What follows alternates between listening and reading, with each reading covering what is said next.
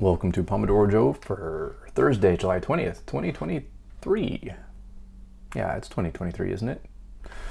All right, today we're doing LeetCode problem 735, asteroid collision. This is a medium problem. We are given an array asteroids of integers representing asteroids in a row. For each asteroid, the absolute value represents its size, and the sign represents its direction. Positive meaning it's moving to the right, negative meaning it's moving to the left. Each asteroid moves at the same speed.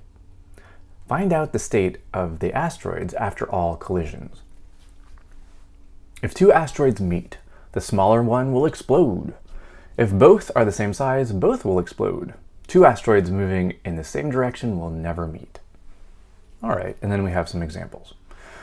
All right, finally a real-world problem. This is something I have to deal with all the time, managing my asteroid belt. Have to keep all the asteroids from exploding. It's tough, man. So let's see here. We got some constraints. Let's put 25 minutes on our Pomodoro timer and we will get started. All right, so for this, let's do a little bit of analysis first. Let's just say we have some asteroids, A, B, and C. Okay, and then it goes on, A, B, C, blah, blah, blah. More asteroids. All right. Let's take a look at each of these asteroids. So we have asteroid A and we have asteroid B. Now these asteroids can either be moving left or right. So let's take a look at those options. So let's say A is moving to the left.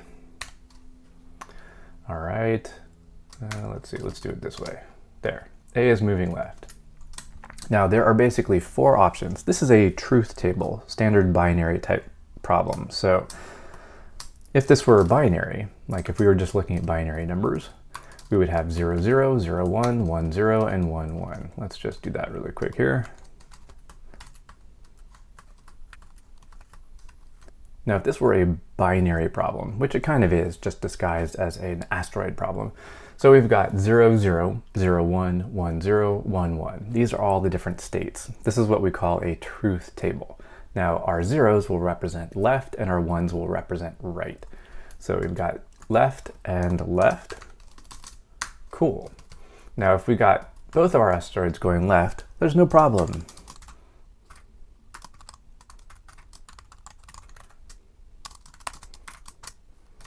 All right, both asteroids going left, no problem. They're not going to collide. Sweet. All right, what if A is going left, but B is going right? Let's check that out. All right, if A is going left, but B is going right, again, no problem. They're moving away from each other. So let's grab this. No problem. All right, what's next? So we've got the two where A is moving left. What about when A moves right? All right, so A is moving right and B is moving left. Oh, problem. Kaboom. All right, so if A is moving right, it's to the left of B, and if B is moving left, then they will collide and explode. And then the final one here.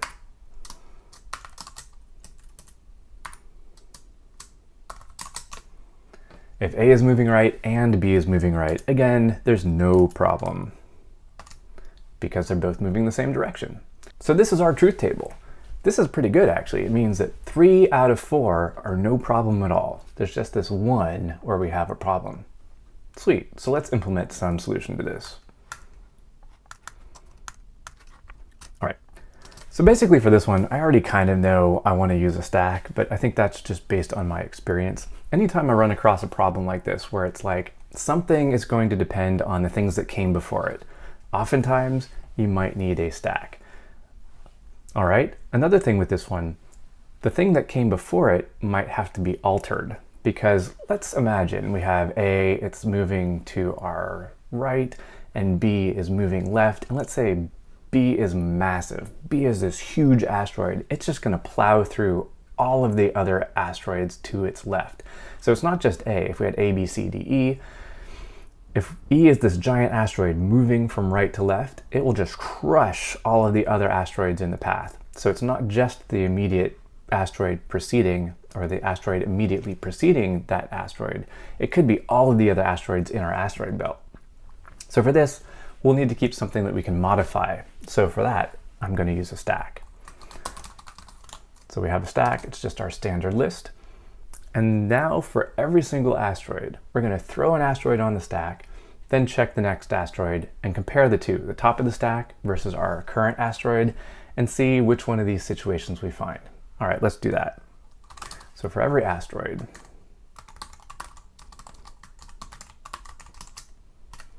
all right, the first situation, if we don't have any asteroid on the stack, we have one asteroid, we don't know what the other asteroids are, we're just going to put this on the stack. So if we don't have a stack, we'll just append this asteroid to the stack.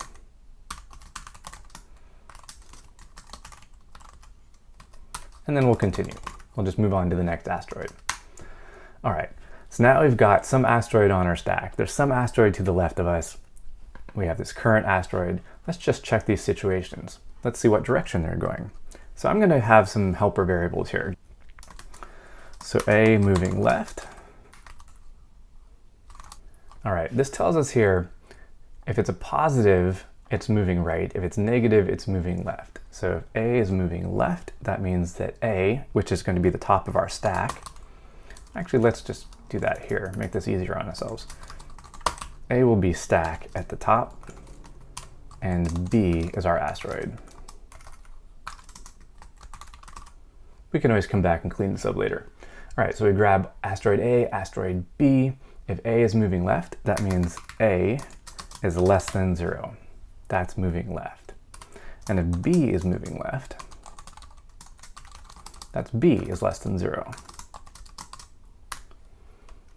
So now we know the directions that our asteroids are moving, and we can just check here. So we have no problem for 3 of these. So if they're both moving left, no problem. If A is moving left but B is moving right, again, no problem. If they're both moving right, no problem. All right, so first we'll just say if A moving left is equal to B moving left.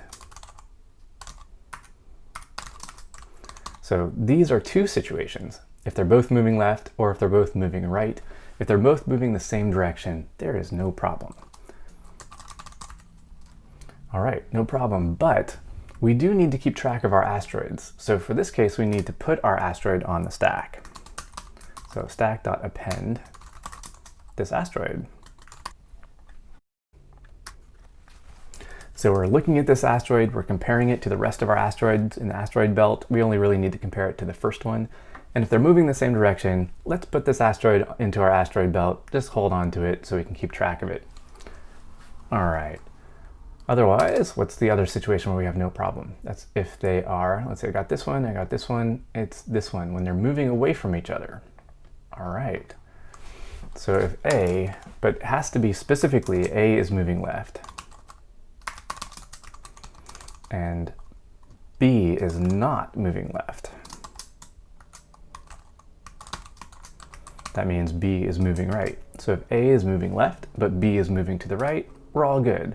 Again, we'll still have to keep track of this asteroid, so we'll put it into our asteroid belt, and we'll continue. All right, so that takes care of 3 of our cases. Now we just have this one kaboom case. All right, how do we handle the kaboom case? So for this one, we could just try to cancel out A and B, just check to see. Well, let's actually start with that. So we have to figure out which one's going to explode. And that has to do with the magnitude of our different asteroids. Now again, it says, I think somewhere here, yes, the absolute value represents its size. All right, so we already know that B is moving left. Let's see, where is that? Yes, B is moving left, so it will have a negative value. So to flip that around to get its absolute value, let's have B size here. That's just going to be negative B. So we're just going to flip it from a negative, meaning moving left, to an absolute value for its size. So now that we have the size of both asteroids, so A is just the size of asteroid A, and B is the size, actually let's do this. Let's make it super explicit, and then we can clean it up later. So A's size is just A, and B's size, we need to flip the negative to make it positive. So now we have the size of both of our asteroids. And then we go through here. If A is greater than B, then B is destroyed. If B is greater than A, then A is destroyed. And if they're the same size, they're both destroyed. So let's start with the easy one. If A size, if this is greater than B size, so the A asteroid will destroy the B asteroid, and we can just ignore it. So we don't even need to append anything. B asteroid is destroyed. So I'll make a comment here.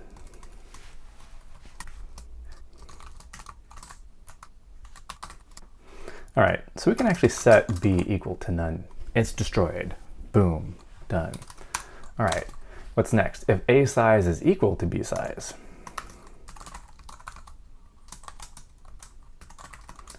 all right, so now both of our asteroids are the same size and they're both going to be destroyed.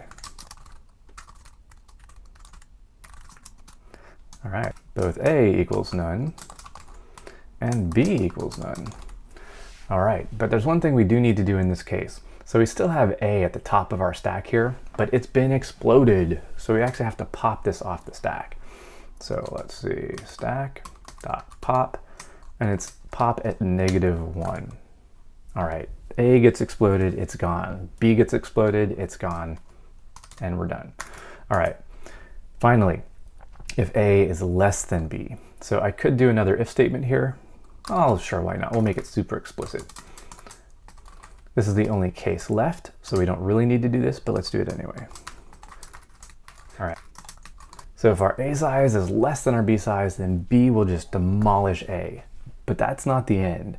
B will demolish A and then keep demolishing all the other asteroids to its left. It's moving from right to left. It's just going to plow through all of the asteroids that are smaller than it.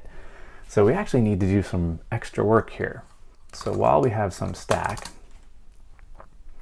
so let's see, how do I describe this? So to check our B asteroid against all the other asteroids in our stack, all the other asteroids that were to the left of this asteroid, we say, while we have some stack, and while that stack at -1, so the top of the stack, now while we have an asteroid at the top of the stack and it's moving to the right, so if the top of the stack is also moving left and B is moving left, then that's our situation up here where they're both moving left and then no problem. So how do we know if it's moving right? Well, we have a positive value. So this has to be greater than 0. All right, so we have a stack and the top of the stack is moving to the right and it's going to collide with our B asteroid. And while we still have some B asteroid, so basically if the B asteroid gets destroyed, then we can't keep going through this loop. So, and we have a B. Let's see, what do? We'll check. It's kind of the same thing here. Oh man, but we already wrote all this here.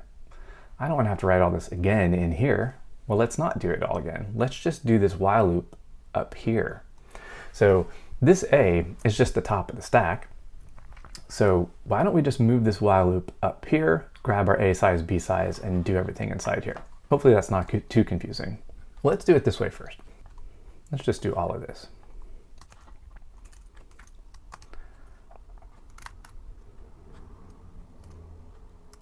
All right, so now we do have to grab this A size. This will be the top of the stack. So this A will now be the top of the stack.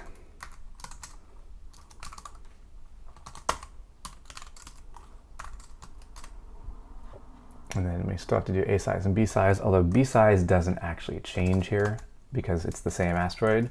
A size will change because we're getting a new asteroid off the top of the stack. All right, so we'll go through, we'll check our sizes. And again, this while loop will basically keep going until we run out of asteroids in our asteroid belt, or the asteroids in our asteroid belt are all moving the same direction, or our B gets destroyed. All right, and then if we make it through all this, let's say we get to the very end of this while loop. If there's still a B asteroid left, if it's not set to none, then we actually need to add it to our asteroid belt. So our stack dot append B. Wow. All right, now if we make it through all of this, then at the very end, I have to line this up right. we will return our stack because that represents the end state of our entire asteroid belt. All right, now there's a lot of redundancy in here. Let's go through and clean this up. All right, this stuff I'm gonna leave for now just because it helps us to visualize how this works. But this stuff in here, this is all redundant. This A size, B size, this while loop is doing the same thing that this guy's doing. So we already have things in our stack. So let's just do this. Let's get rid of these. Let's move this whole while loop. Actually, let's do this.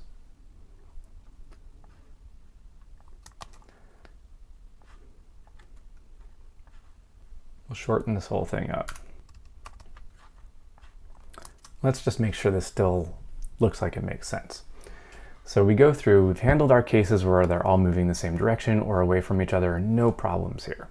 So if we make it past this point, there's no collisions. If we get to here, there is a collision. So we have a stack, while we have a stack, and while this top of the stack is moving right, and we still have some B asteroid tearing through left, let's grab the top of the stack, grab its size. We don't need to do this again because we've already done it out here, so we can actually get rid of that. Let's just consolidate these, and this we don't need until we actually pop something off the stack. So we'll grab our top of the stack, we'll check it against our B size. So if our B asteroid is smaller than our A asteroid, B asteroid's destroyed. If A is the same size as B, they're both destroyed, and we gotta pop A off the stack. Otherwise, B is bigger than A, it's gonna clobber A, and then we'll append it to the stack. But I think we only do this after the while loop's done, because we'll go through basically tearing through all the asteroids in our stack until we get to a point where either B is destroyed or there's nothing left, and B is the only asteroid available. All right, or they're all moving the same direction. I guess there is a third possibility. Oh man, this is a lot. And we're low on time, so let's just submit this and see how it goes.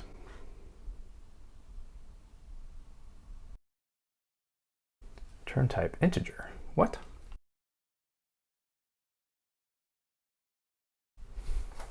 Ah, right. So we only append B if there is a B. So if we have some B, then we'll put it onto our stack. Otherwise, B blew up. All right, let's try this. Time limit exceeded. What? Oh, right, of course. So we have the case where A destroys B. We have the case where A and B are the same, so they destroy each other. But down here, we didn't cover the case where B destroys A. So we just do stack.pop -1. So B destroys A. Awesome. Ah, I need continues. Man, just failing every. All right. This has been a rough one. Let's submit it, see how we do. And we do pass. We don't do great. We only beat about 28% for runtime and 57% for memory. So we can go back here, do a bunch of cleanup. A lot of these extra variables aren't really needed. We could super simplify this a lot. So we have 2 minutes. I'll rush through this and I will probably go over time, but I'll try to speed through it. Just clean this up.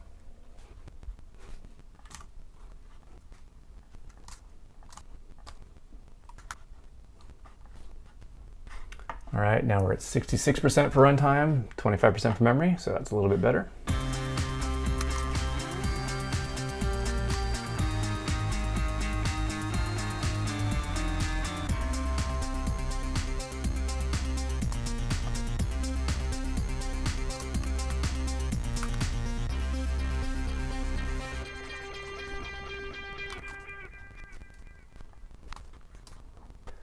Man, all right. Well, I think the best I got would be solution number 2 at 66% for runtime and 25% for memory. Now let's take a quick look at what other people do. Let's go to the top one here. Super compact. Again, they use a stack. Looks like they go through every asteroid, kind of the same thing while we have a while loop. Yep. So they do something very similar to what we're doing, just in a very compact way. All right. Well, I think that's it for me. Hope you enjoyed this, hope you had fun, hope you learned something, hope you can go out and write better code.